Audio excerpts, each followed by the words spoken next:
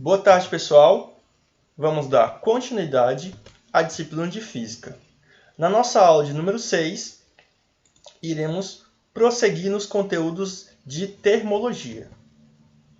Como vocês já sabem, a nossa disciplina é dividida em 6 tópicos, que vai de temperatura até a dilatação térmica. Na aula anterior, nós encerramos o capítulo sobre temperatura. Falamos sobre o conceito de temperatura, falamos sobre o equilíbrio térmico, os termômetros, as escalas termométricas e a equação que pode converter uma escala em outra. Na aula de hoje, iniciaremos o tópico 2, que é o tópico de calor e sua propagação, certo? Nessa aula, iremos estudar especificamente o que é a energia térmica e qual a definição de calor. Os objetivos da aula são entender o que é energia térmica, entender a definição certa de calor e entender a diferença entre calor e temperatura. Geralmente, nós usamos as palavras temperatura e calor de forma errada, confundindo, trocando uma pela outra. Às vezes a gente fala temperatura, mas é para falar calor. Às vezes a gente fala calor, mas é para falar temperatura. Nessa aula nós vamos esclarecer essa diferença. Começamos com a energia térmica. Um fato curioso é que quando observamos o mundo material, que é o mundo em que vivemos, encontramos diversos tipos de objetos. Objetos como casa, planta, água, automóveis e até a atmosfera, que é composta de gases, como o ar. Um fato curioso que liga todas esses objetos, podemos dizer assim, esses sistemas físicos, é o fato deles serem compostos por diversas partículas. Lembrando que essas partículas podem ser moléculas e átomos. Das aulas passadas, nós podemos ver que esses sistemas são compostos com uma quantidade enorme de átomos. Uma gota de água, como eu mostrei para vocês na aula sobre temperatura, tem aproximadamente 5 setilhões de átomos, um 5 com 21 zeros. É um número extremamente grande. Também sabemos que esses sistemas, no caso aqui o copo com água, é um sistema onde as partículas estão em constante agitação. Elas nunca se encontram paradas, elas sempre estão se agitando. E quando aquecemos esse grande número de moléculas, existe um aumento na agitação total delas. Lembre que já falamos sobre agitação. Essa agitação é chamada de agitação térmica. Quanto maior a temperatura que o sistema está inserido, maior é a agitação, certo? Só, pessoal, que podemos associar a essa agitação térmica uma energia. Isso mesmo. Se essas partículas estão em movimento, quer dizer que existe uma energia associada a ela para que elas entrem em movimento, para que elas se agitem. Para que, quando você aumenta a temperatura, elas consigam aumentar a agitação térmica. Para essa energia, pessoal, a energia de agitação, nós damos o nome de energia térmica do corpo, certo? Então, a partir de agora, a energia de agitação das partículas será denominada energia térmica. Tudo bem? Então, quanto maior for a temperatura de um corpo, maior será a agitação. Então, maior será a energia térmica. Quanto menor a temperatura de um corpo, mais lento é essa agitação e menor será essa energia térmica. Então, pessoal, vamos definir o que é energia térmica. A energia térmica de um corpo é o somatório das energias de agitação das suas partículas e depende da temperatura do corpo e do número de partículas nele existentes. Então perceba que a energia térmica, na verdade, ela é a soma de todas as energias de agitação de cada partícula. Então, vamos ver se você concorda comigo. Se você tem um sistema com poucas partículas, Aqui, pessoal, a palavra pouca não quer dizer 3, 4, não. Quer dizer que ela é uma ordem menor que a ordem, por exemplo, de uma gota de água, certo? É um número, é uma quantidade bem baixa de partículas, aquela quantidade. Então, vamos supor que você tem um sistema com poucas partículas. Só que esse sistema está muito agitado, ou seja, ele está numa temperatura muito elevada. Quer dizer que esse sistema, pessoal, como ele está na temperatura muito alta, ou seja, ele está numa agitação muito alta, ele vai ter uma energia térmica muito alta. Porque a energia térmica está associada com a agitação das partículas, com a temperatura. Mas se você tem outro sistema que não está tão agitado como esse, tá? Um sistema mais lento, só que ele tem uma quantidade enorme de partículas, né? Ele tem uma quantidade enorme de partículas e essas partículas elas colidem, né? Imagina, você tem lá um sistema um grande número de partículas. Em algum momento essas partículas vão colidir uma com a outra e essa colisão vai gerar mais movimento. Então, perceba que num sistema que tem um número muito grande de partículas, mesmo esse sistema não estando numa temperatura muito alta, ele vai ter uma energia térmica muito alta. Por quê? Imagine que você vai somar a energia térmica de cada partículazinha. Né? Como são muitas partículas, essa soma das energias térmicas vai dar um número muito grande. Tudo bem?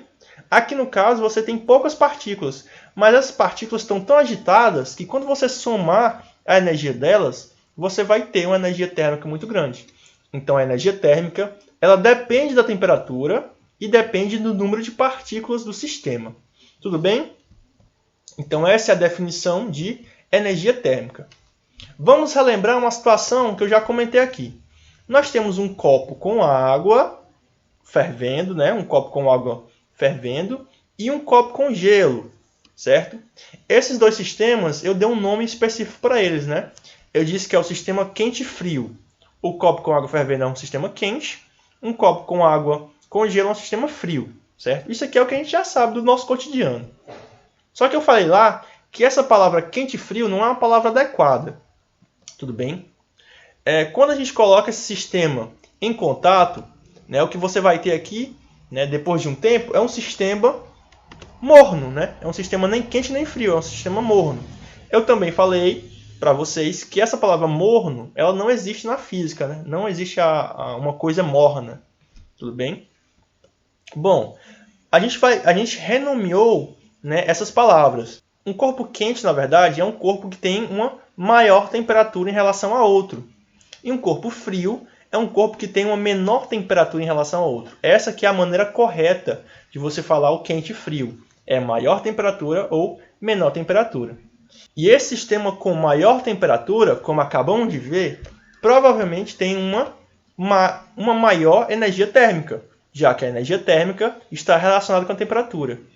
E esse corpo com menor temperatura, consequentemente, vai ter menos energia térmica. Então, pessoal, quando você tem um sistema aqui, ó, com uma maior temperatura e um sistema com menor temperatura, eles dois não terão energia térmica semelhantes. Um vai ter uma energia térmica maior que o outro. Só que quando você coloca esse sistema em contato, em um determinado tempo, ele vai entrar em equilíbrio térmico. Né? Já vimos essa palavrinha, equilíbrio térmico. Só que esse equilíbrio térmico quer dizer o quê? Quer dizer que tanto o copo de água da esquerda como o da direita vão ter temperaturas iguais. E se eles forem o mesmo sistema físico com o mesmo número de partículas, isso quer dizer que eles vão ter uma energia térmica única, uma energia térmica igual, já que a temperatura e o número de partículas deles são iguais. Então, vamos pensar. Você tinha um sistema que era composto por um copo com mais energia térmica e um copo com menos energia térmica. Depois de um certo tempo, você tem um sistema com esses dois copos, só que com energia térmica igual. O que será que aconteceu para essa energia térmica nos dois ser igual? Ou seja, para ter uma mesma temperatura. Sendo que antes você tinha um corpo com maior temperatura e um corpo com menor temperatura. É isso que a gente vai entender. O que parece que aconteceu é que houve uma transferência de energia térmica entre o corpo de maior temperatura para o corpo de menor temperatura.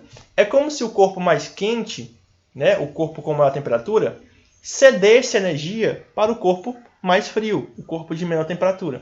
É como se ele doasse energia para que aquele corpo aumentasse sua temperatura. Só que quando ele dá energia para esse corpo com menor temperatura, e a energia dele diminui. Então, ele vai também ter uma menor temperatura. Ou seja, esse corpo aqui, né, é como se esse corpo estivesse dando energia para esse, e aí esse aqui vai aumentar a temperatura, mas como esse perdeu energia, esse aqui vai diminuir a temperatura. É esse processo, ó. É uma transferência de energia térmica para que no final os dois estejam em equilíbrio térmico. Tudo bem? E isso ocorre da maior temperatura para a menor temperatura. Né? Você não vê, por exemplo, se você colocar em cima da mesa dois copos, um copo com água com a maior temperatura e um copo com água com a menor temperatura.